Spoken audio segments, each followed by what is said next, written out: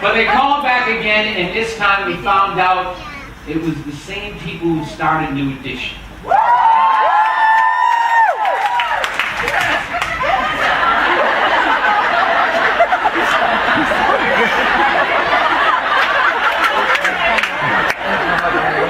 real? For real, for real? It's so cute. Those are my dudes. Those are my dudes.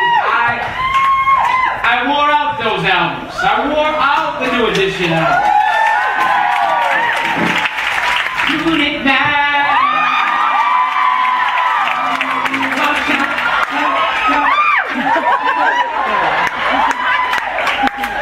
So this time I said yes, and a couple weeks later I'm in the attic of a 3-story dilapidated brick building in Roxbury, Massachusetts, meeting a guy named Maurice Starr. A bear of a man. Yes. And though he did not dress like a gentleman, he was one. And he asked me to sing a song. And I sang a song that I had sung probably 1,000 times with my dad. In the car. It's a Nat King Cole song. So, can't go wrong with old Nat. Let's see how it goes. L is for the way you look at me.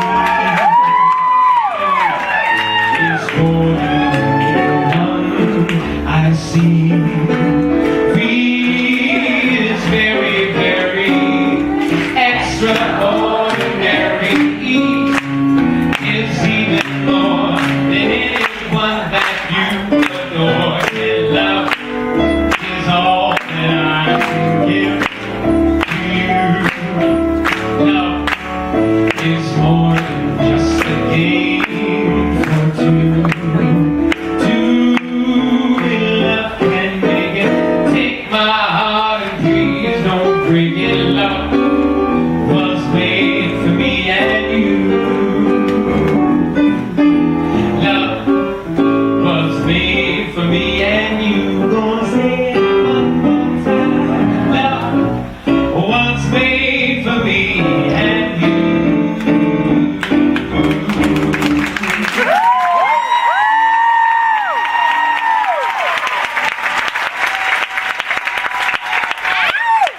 That's right. And so he must have liked it, because a week later I'm in the studio making a real record like Cool It Now.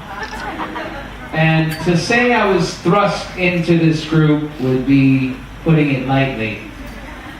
I was 12 going on 8. And these guys were like cheetahs on the Serengeti trying to snare any female in their vicinity.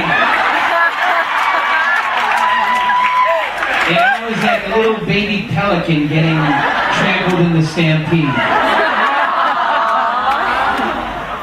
Make no mistake, the first couple of years were rough growing for that little baby pelican.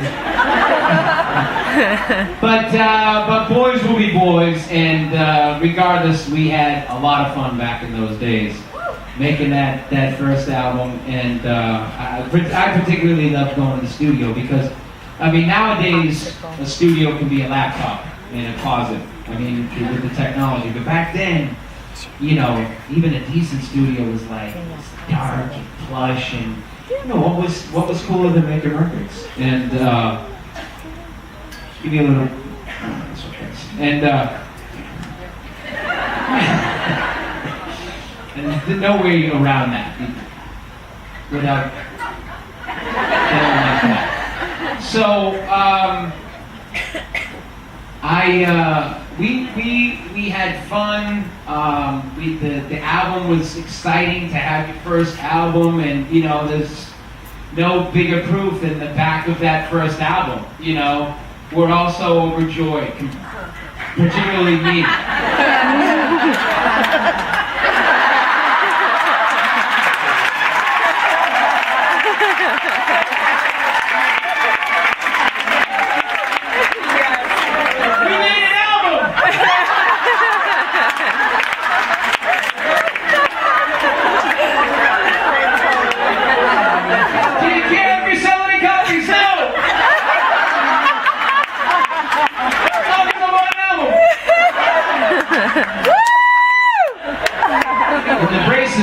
it over the top, too.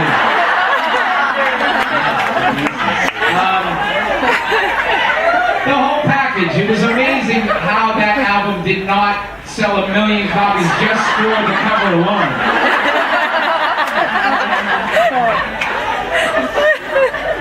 Donnie's still trying to find that shirt to burn it. And I think that's the last time. Was Danny wearing the pink one, or was that Jordan? I don't know. It was classic. So we had a good time. We had a good time making that record, and but it flopped. Crickets. And but the second album was different. From the get-go, we were all hanging out more. We were a close-knit group. We learned from the first album, and we had that experience.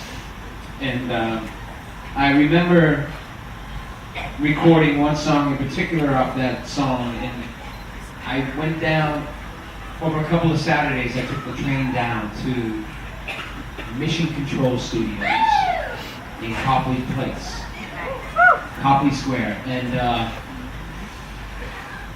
it was great. And Maurice wrote that song when he was 13. I recorded it when I was 14, and it almost wasn't a hit when I was 15 because CBS Records didn't know that in the middle of their black music department there was volumes and volumes of big bopper magazines and TV covers. They just didn't know it. There was a marketing snafu there. It just didn't click yet, and it went to 55 on the black music charts, but it stalled. And we put our heart and soul into that album, and just like that, it was over. Until one day, a prince of a man from Tampa, Florida, a DJ at Q105, I believe his name is Randy Capridge. He gave a spin, one random spin, and just like that, it was the end of the end and the beginning of everything.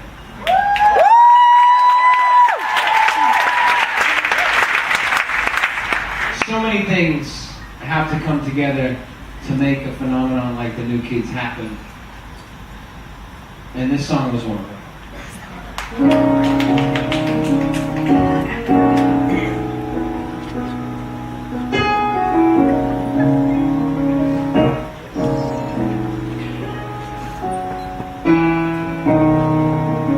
Please don't go away. You would ruin my whole world. Tell me you'll stay.